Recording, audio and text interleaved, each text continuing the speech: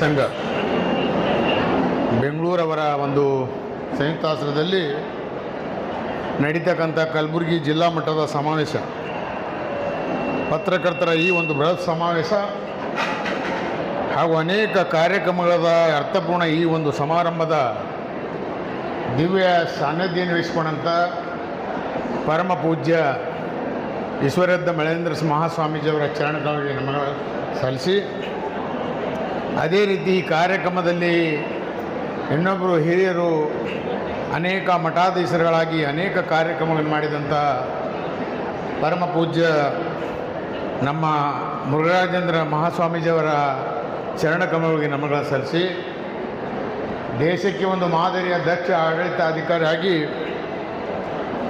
ಉಚ್ಚ ನ್ಯಾಯಾಲಯದ ನ್ಯಾಯಾಧೀಶರಾಗಿ ಲೋಕಾಯುಕ್ತದ ಅಧ್ಯಕ್ಷರಾಗಿ ತಮ್ಮ ಕರ್ತವ್ಯವನ್ನು ಯಾವ ರೀತಿ ಒಂದು ದಕ್ಷತೆಯಿಂದ ಮಾಡಿ ಇವತ್ತು ದೇಶಕ್ಕೆ ಅಲ್ಲ ಇಡೀ ವಿಶ್ವಕ್ಕೆ ಒಂದು ಮಾದರಿಯಾದಂಥ ಸನ್ಮಾನ್ಯ ಶ್ರೀ ಸಂತೋಷ್ ಹೆಗಡೆಯವರೇ ಈ ಕಾರ್ಯಕ್ರಮವನ್ನು ಉದ್ದೇಶಿ ಭಾಳ ಅರ್ಥಪೂರ್ಣ ಅಂತ ಈ ಒಂದು ಸಮಸ್ಯೆಗಳನ್ನು ಪತ್ರಕರ್ತರ ಸಂಘದ ಸಮಸ್ಯೆಗಳೇನಿವೆ ಅದನ್ನು ಭಾಳ ಅಚ್ಚುಕಟ್ಟಾಗಿ ಹೇಳಿದಂಥ ನಮ್ಮ ಮಲ್ಲಿಕಾರ್ಜುನ್ ಬಂಗ್ಲೆ ರಾಜ್ಯಾಧ್ಯಕ್ಷರೇ, ಈ ಒಂದು ಕಾರ್ಯಕ್ರಮದ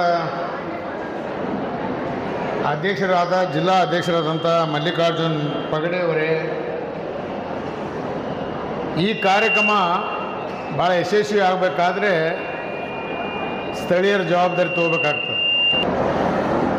ಈ ಕಾರ್ಯಕ್ರಮವನ್ನು ಅಚ್ಚುಕಟ್ಟಾಗಿ ಮಾಡಿದಂಥ ಗೆಳೆಯರಾದಂಥ ತಾಲೂಕಾ ಅಧ್ಯಕ್ಷರಾದಂಥ ಯಲ್ಲಾಲಿಂಗ ಪೂಜಾರಿಯವರೇ, ಈ ಕಾರ್ಯಕ್ರಮದಲ್ಲಿ ವಿಶೇಷವಾಗಿ ನಿಮ್ಮನ್ನೆಲ್ಲ ಉದ್ದೇಶಿ ಮಾತನಾಡ್ತಕ್ಕಂಥ ಕಾರ್ಯಕ್ರಮ, ಪತ್ರಕರ್ತರಿಗೆ ಒಂದು ಒಳ್ಳೆಯ ಸಂದೇಶವನ್ನು ಕೊಡಬೇಕು, ನಿಮ್ಮ ಜೊತೆಗೆ ನಾವು ಇದ್ದೇವೆ ಅನ್ನುವಂಥ ಒಂದು ರೀತಿಯಲ್ಲಿ ತಮ್ಮದೇ ಆದಂಥ ಒಂದು ಜವಾಬ್ದಾರಿಯನ್ನು ವಹಿಸಿಕೊಂಡು ಈ ಕಾರ್ಯಕ್ರಮದಲ್ಲಿ ಉಪಸ್ಥಿತಿರುವ ಸಾಮಾಜಿಕ ಚಿಂತಕರು ಬೆಂಗಳೂರಿನವರಾದಂಥ ಶ್ರೀ ನಿಕೇತ್ ರಾಜ್ ಮೌರ್ಯ ಅವರೇ, ಈ ಒಂದು ಕಾರ್ಯಕ್ರಮಕ್ಕೆ ಅನೇಕ ಚಲನಚಿತ್ರಗಳನ್ನು ಮಾಡಿ ಅವರ ಎಡಬಿಡವಿಲ್ಲದ ಕಾರ್ಯಕ್ರಮಗಳಿದ್ದರೂ ಕೂಡ ಆಂಧ್ರದಲ್ಲಿ ಶೂಟಿಂಗ್ ಇದೆ, ಆದರೂ ನಿಮ್ಮ ಪ್ರೀತಿಗೆ ಪಾತ್ರರಾಗಿ ಈ ಕಾರ್ಯಕ್ರಮದಲ್ಲಿ ಭಾಗವಹಿಸ್ತಕ್ಕಂಥ ಆತ್ಮೀಯರಾದಂಥ ಚೇತನ್ ಅಹಿಂಸ ಅವರೇ, ಭಾಳ ನೇರವಾಗಿ ಟಿ ವಿ ಸಂದರ್ಶನದಲ್ಲಿ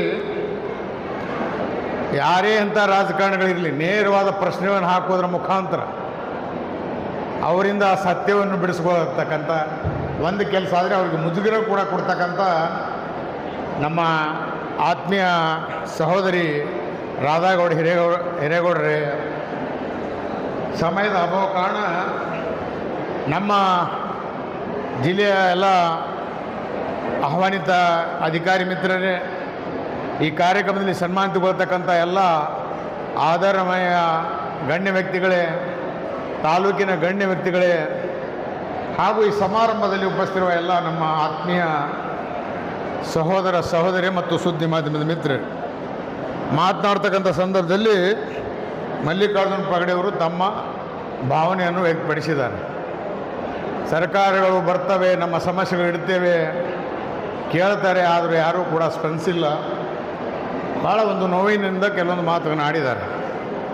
ಇವತ್ತು ನಾವು ಕಾಂಗ್ರೆಸ್ ಪಕ್ಷದ ಒಂದು ಆಡಳಿತದಲ್ಲಿರ್ತಕ್ಕಂಥ ಸಂದರ್ಭದಲ್ಲಿ ನಾಳೆ ಇಲ್ಲಿ ಹೈದರಾಬಾದ್ ವಿಮೋಚನದ ಒಂದು ಕಾರ್ಯಕ್ರಮದ ಜೊತೆಗೆ ಇಲ್ಲೇ ಒಂದು ಸಂಪುಟ ಸಭೆ ನಡೆಸ್ತಕ್ಕಂಥ ಮುಖ್ಯಮಂತ್ರಿಗಳು ಕಾರ್ಯಕ್ರಮ ಇಟ್ಟಂಥ ಹಿನ್ನೆಲೆಯಲ್ಲಿ ನಾವು ಅನೇಕ ಕಾರ್ಯಕ್ರಮಗಳಲ್ಲಿ ಭಾಗವಹಿಸ್ತಕ್ಕಂಥ ಸಂದರ್ಭ ಇರೋದ್ರಿಂದ ನಾನು ಈ ಸಂದರ್ಭವನ್ನು ಹೆಚ್ಚಿಗೆ ಮಾತನಾಡಿದೆ. ಇವತ್ತು ಅವರು ಮಾತನಾಡ್ತಕ್ಕಂಥ ಸಂದರ್ಭದಲ್ಲಿ ಹೇಳಿದ್ರು, ಖಾಕಿ, ಖಾದಿ, ಕಾವಿ ಇವು ಮೂರು ಚೆನ್ನಾಗಿದ್ದರೆ ಭಾರತ ಬಹಳ ಸುರಕ್ಷಿತವಾಗಿರ್ತದಂತ. ಇದು ನಾವು ಆತ್ಮಾವಲೋಕನ ಮಾಡ್ಕೋಬೇಕಾಗಿದೆ. ಇವತ್ತು ಖಾದಿ ಹೆಂಗಿದೆ, ಖಾಕಿ ಹೆಂಗಿದೆ ಮತ್ತು ನಾವು ಯಾವ ರೀತಿ ರಾಜಕಾರಣಿಗಳಿದ್ದೀವಿ ಅಂತ. ಇವತ್ತು ಹೆಸರಾಂತ ಮಠಾಧೀಶಗಳು ಇಲ್ಲಿ ನಮ್ಮ ಎದುರು ಕೂತಿದ್ದಾರೆ. ಚಿತ್ರದುರ್ಗದ ಬಗ್ಗೆ ಗಮನ ಹರಿಸಿದ್ರೆ ನಮಗೆ ನಾಚಿಕೆ ಆಗ್ತದೆ ಗುರುಗಳ ಬಗ್ಗೆ ಮಾತನಾಡಬೇಕಾದ್ರೆ. ಅನೇಕ ಭ್ರಷ್ಟ ರಾಜಕಾರಣಿಗಳನ್ನು ಜೈಲಿನಲ್ಲಿದ್ದಿದ್ದು ನಾವು ನೋಡಿದ್ದೀವಿ. ಸಂತೋಷ್ ಕುಮಾರ್ ಹೆಗಡೆಯವರ ನೇತೃತ್ವದಲ್ಲಿ ಮುಖ್ಯಮಂತ್ರಿಯನ್ನು ಜೈಲು ಕಳಿಸಿದ್ದು ನಾವು ನೋಡಿದ್ದೀವಿ. ಅವ್ರು ಇನ್ನೂ ಏನಾದರೂ ಮುಂದೆ ಲೋಕಾಯುಕ್ತದಲ್ಲಿ ಅಧ್ಯಕ್ಷರಾಗಿದ್ದರೆ ಅನೇಕ ಮುಖ್ಯಮಂತ್ರಿಗಳು, ಅನೇಕ ಸಚಿವರು ಜೈಲಿನಲ್ಲಿ ಇರಬೇಕಾಗ್ತಿತ್ತು. ಅಂಥ ಒಬ್ಬ ಪ್ರಾಮಾಣಿಕತೆಗೆ ಒಂದು ಸೇವೆಯ ಅವಕಾಶ ಮುಂದುವರಲಿಕ್ಕೆ ಸಾಧ್ಯ ಆಗಲಿಲ್ಲ. ಕೆಲವು ರಿಟೈರ್ಮೆಂಟ್ ಆಫೀಸರ್ಗಳಿಗೆ ಎಕ್ಸ್ಟೆನ್ಷನ್ ಕೊಡ್ತಾರೆ, ನೀವು ಮುಂದುವರಿ ಅಂತಾರೆ. ಆದರೆ ಇಂಥ ಒಬ್ಬ ದಕ್ಷ ಆಡಳಿತಗಾರರಿಗೆ ಎಕ್ಸ್ಟೆನ್ಷನ್ ಕೊಟ್ಟು ಜವಾಬ್ದಾರಿ ಕೊಟ್ಟಾಗ ಈ ಒಂದು ದೇಶ, ರಾಜ್ಯ ಸುರಕ್ಷಿತವಾದಂಥ ನಾಡಾಗಲಿಕ್ಕೆ ಸಾಧ್ಯ ಅನ್ನುವಂಥ ಮಾತನ್ನು ಕೂಡ ಈ ಸಂದರ್ಭದಲ್ಲಿ ಹೇಳಿ, ಇವತ್ತೇನು ನಮ್ಮ ಪತ್ರಕರ್ತರು ಭಾಳ ಅದ್ಭುತವಾದಂಥ ಕಾರ್ಯಕ್ರಮ ಹಾಕ್ಕೊಂಡಿದ್ರಿ. ಇಲ್ಲಿ ಶಾಶ್ವತ ಉದ್ಯೋಗ ಮೇಳ ಮಾಡ್ತಾಯಿದ್ರಿ, ಬೃಹತ್ ಉದ್ಯೋಗ ಮೇಳ ಮಾಡ್ತಾಯಿದ್ರಿ, ಉಚಿತ ಆರೋಗ್ಯ ಶಿಬಿರ ಇದೆ, ಉಚಿತ ನೇತ್ರ ತಪಾಸಣಾ ಶಿಬಿರ ಇದೆ, ಪುಸ್ತಕ ಮೇಳದ ಜೊತೆಗೆ ಪೌರ ಮತ್ತು ಆಶಾ ಕಾರ್ಯಕರ್ತರು ಕರೋನಾ ಸಂದರ್ಭದಲ್ಲಿ ತಮ್ಮನ್ನು ತಾವು ತೊಡಗಿಸಿದಂಥ ಈ ಒಂದು ಸೇವಕರನ್ನು, ಸಾಧಕರನ್ನು ಸನ್ಮಾನಿಸಿ ಅವರಿಗೆ ಗೌರವ ಕೊಡ್ತಕ್ಕಂಥ ಕಾರ್ಯಕ್ರಮ ಇರೋದರಿಂದ ತಾವು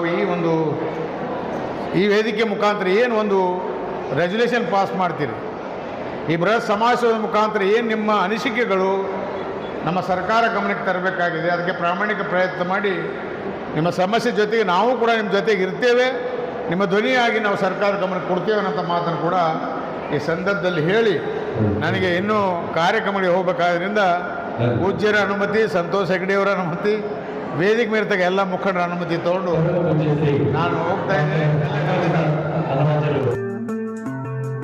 RTV ಕನ್ನಡ ಚಿನ್ನದ ನಾಡಿನ ಕನ್ನಡಿಗರ ಧ್ವನಿ. ನಮ್ಮ ಚಾನೆಲ್ ವೀಕ್ಷಿಸಿದ ನಂತರ ಲೈಕ್ ಮಾಡಿ, ಶೇರ್ ಮಾಡಿ, ಸಬ್ಸ್ಕ್ರೈಬ್ ಮಾಡಿಕೊಳ್ಳಿ. ರಾಯಚೂರು ಜಿಲ್ಲೆಯ ಪ್ರತಿನಿಧಿ ಶ್ರೀನಿವಾಸ್ ಮಧುಶ್ರೀ, ಹಟ್ಟಿ ಚಿನ್ನದ ಗಣಿ. ಧನ್ಯವಾದಗಳು.